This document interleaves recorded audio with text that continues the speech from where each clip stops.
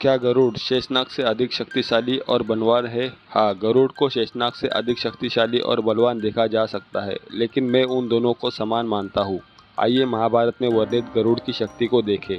गरुड़ क्षण भर में लगभग कहीं भी यात्रा कर सकते हैं। उदाहरण, मैं इस वृक्ष की शाखा को कहाँ छोड़ूंगा? हे प्रभु, मुझे ऐसा देश बताओ जहाँ कोई ब्राह्मण ना हो। कश्यप ने उन्हें एक पर्वत के बारे में बताया जो मनुष्य रहित, दुर्गम और दूसरों के विचारों में भी प्रवेश करने में असमर्थ था।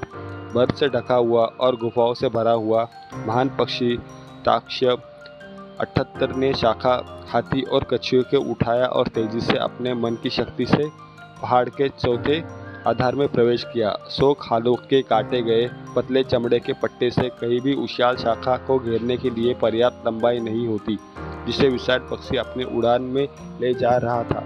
पक्षियों के स्वामी गरुड़ के कम से कम एक समय में 10,000 योजन की दूरी तय की। मानो एक क्षण में ही वो अपने माता पिता द्वारा बताए गए पर्वत पर पहुंच गया और शाखा को छोड़ दिया, जो एक बड़ी गर्जना के साथ नीचे गिर गई। पक्षी के पंखों से निकली हवा से चोट लगने पर पर्वतों के राजा कांप उठे। संदर्भ, आदि पर्व खंड 5 अस्तिक पर्व 26। किसी भी दिन गरुड़ 33 देवताओं से श्रेष्ठ है, क्योंकि वे पुरंदर के राजा दूसरे इंद्र देवताओं के राजा हालांकि उनसे 100 गुना अधिक शक्तिशाली है। उदाहरण,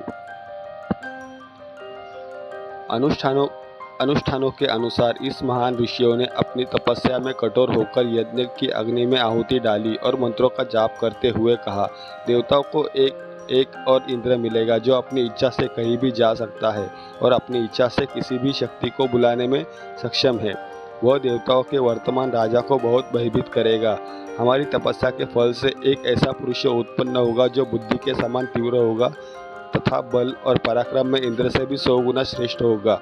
यह सुनकर देवताओं के राजा शतक्रतु बहुत घबरा गए और अपनी प्रतिज्ञाओं में दृढ़ रहते हुए कश्यप की शरण में गए।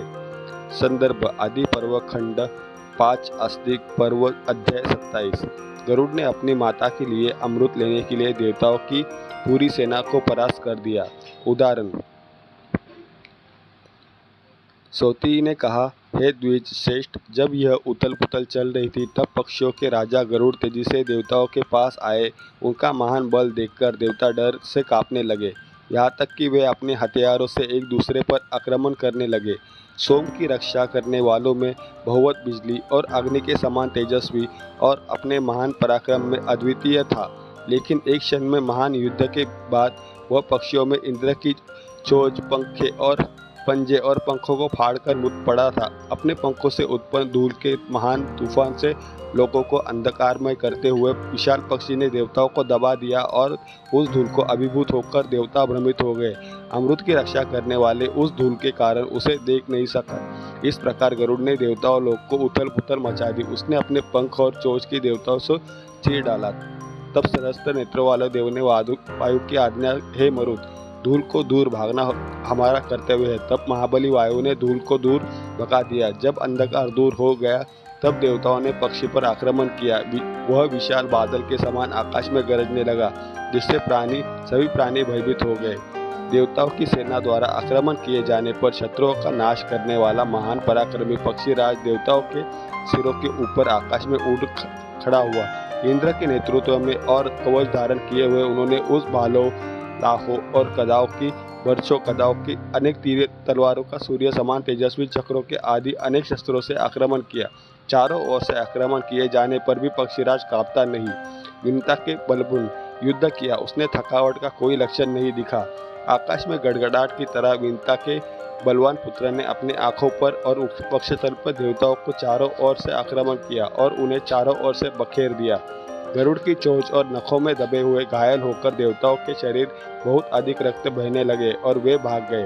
सद्य और गंधर्व पूर्व की ओर, वसु और रुद्र की ओर दक्षिण की ओर, आदित्य पश्चिम की ओर और नासित्य उत्तर की ओर भाग गए। वे लड़ते लड़ते पीछे हट गए, बार बार पीछे मुड़कर अत्यंत शक्तिशाली शत्रु की ओर देखने लगे।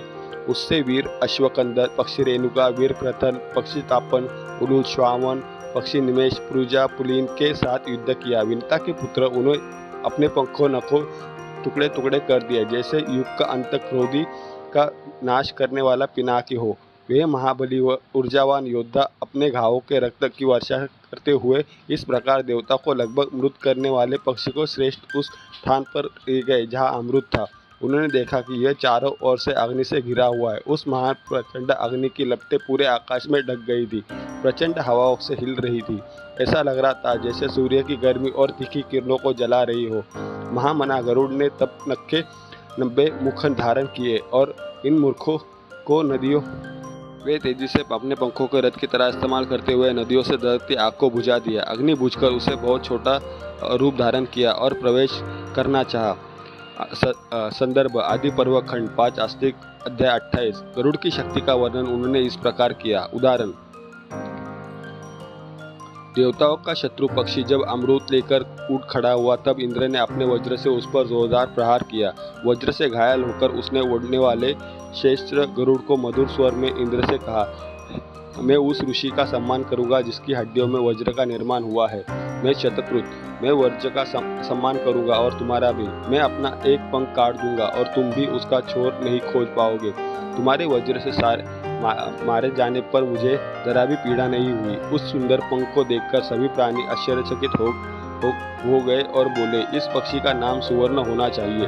इस अद्भुत कार्यों को देखकर सहस्त्र नेत्र वालों पुरंदर को आश्चर्य हुआ और उन्होंने निष्कर्ष निकाला कि पक्षी अवश्य ही कोई महान प्राणी होगा। उन्होंने कहा, हे पक्षियों में श्रेष्ठ, मैं आपके अतुलनीय बल की चरम सीमा जानना चाहता हूँ। मैं आपका चित्रकालीन मित्र बनना चाहता हूँ। गरुड़ ने कहा, हे पुरंदर, जैसी आपकी इच्छा हो। हम दोनों में मित्रता है, परंतु यह जान लीजिए कि मेरा बल महान और उसे सहन करना कठिन है। मैं शतक्रतु, इसमें कोई संदेह नहीं है। विद्वान लोग अपनी बल की बहुत प्रशंसा करना या अपने गुणों की प्रशंसा करना पसंद नहीं करते। हे मित्र, चूंकि हम मित्र और चूंकि आपने मुझसे पूछा है, इसलिए मैं आपको बताना चाहता हूँ, यद्यपि बिना कारण आत्म प्रशंसा कभी करनी नहीं होगी। हे शुक्र, मैं अपने एक पंख बिना थकान के पर्वतों, वनों, समुद्रों, यहाँ तक कि आपने कहीं भी वहाँ लटकाए हुए विशाल संसार को, जहाँ तक सभी लोगों की उनकी सभी चर अचर वस्तुओं को एक साथ सहन कर सकता हूँ। यह मेरी महान शक्ति है, यह जान लो। आदि पर्व खंड 5 आस्तिक पूर्व अध्याय 29-30।